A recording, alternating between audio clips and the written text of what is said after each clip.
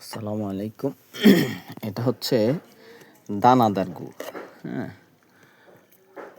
মানে একটু শক্ত শক্ত দানা দানা আর কি, এই জন্য এটাকে এই যে দানাদার গুড় বলে।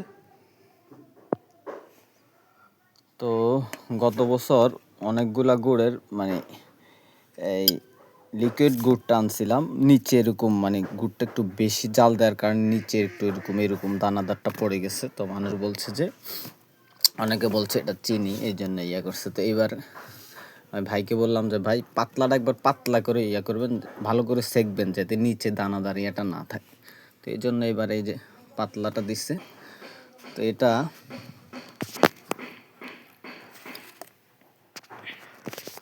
এই পাতলা গুড়টা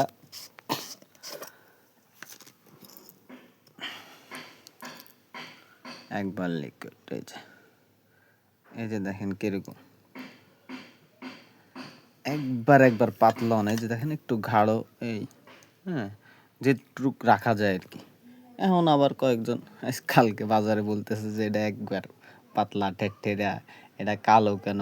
এই দেখেন কালারটা দেখেন, এই যে একটু লালচে লালচে আছে না, এটাতে দেখা যায় কালো, কিন্তু এই যে দেখেন একটু লালচে লালচে যেটা হওয়ার কথা এটাই।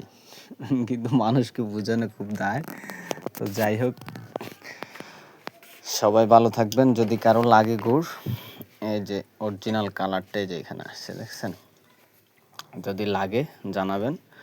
সবাই ভালো থাকবেন। আসসালামু আলাইকুম রহমতুল্লাহ। আমি নিজেও খাই।